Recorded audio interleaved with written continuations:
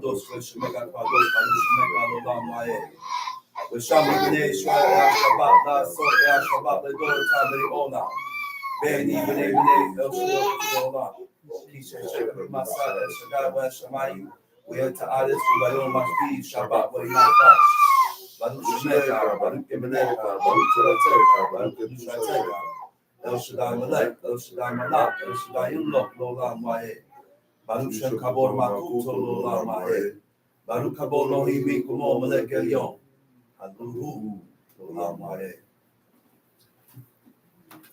First of all, I'd like to give all honor and praise to the God of Abraham, the God of Isaac, the God of Jacob, the great mighty revered God, the Most High God, who bestows his loving kindness, possesses all things, who remembers the pious deeds of the patriarchs, the Most High, slow of anger, quick in kindness, forgiving iniquity and transgressions, but who by no means clear the guilty, visiting iniquities of fathers upon the children to the third and fourth generation. The Most High's work is perfect for all ways of justice, a God of faithfulness and without iniquity, just and right to see. May be seen.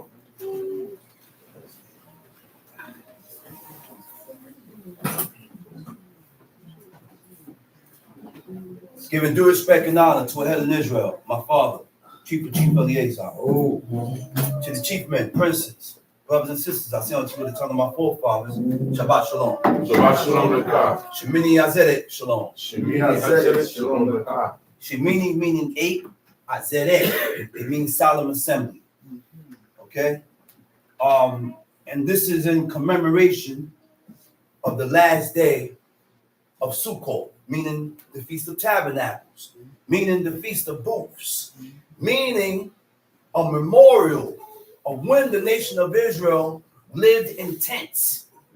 The 40 years that we was in the wilderness, we lived in tents, we lived in booths for 40 years. And every tradition, every custom is in commemoration of our forefathers and what they went through. This is what we celebrate.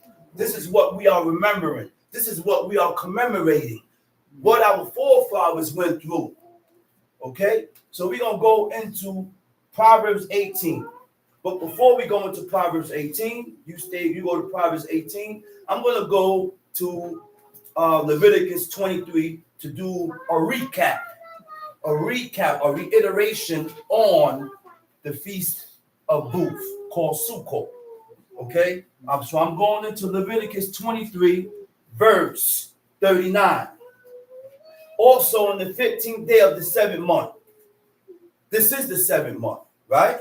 When ye have gathered in the fruits of the land, ye shall keep a feast unto the Lord 7 days. On the first day shall be a Shabbat. When you look up the definition of Shabbat, it means SHABBATON. So let's get into the definition of the word SHABBATON. SHABBATON means general strike. SHABBATON also means to cease from activity.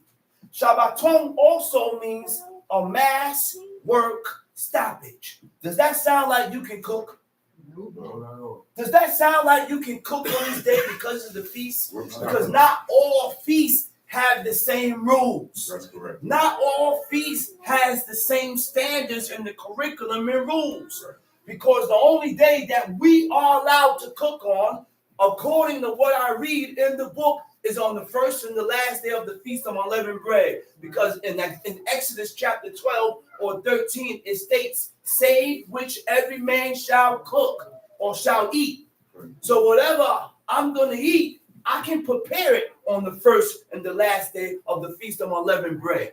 Not all feasts you can cook on. Okay? And on the 8th day shall be a Shabbat.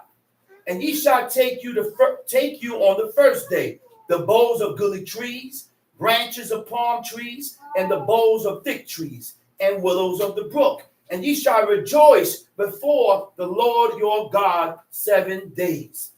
These are one of the times that we are supposed to report to Jerusalem. These days was supposed to be observed in Jerusalem. But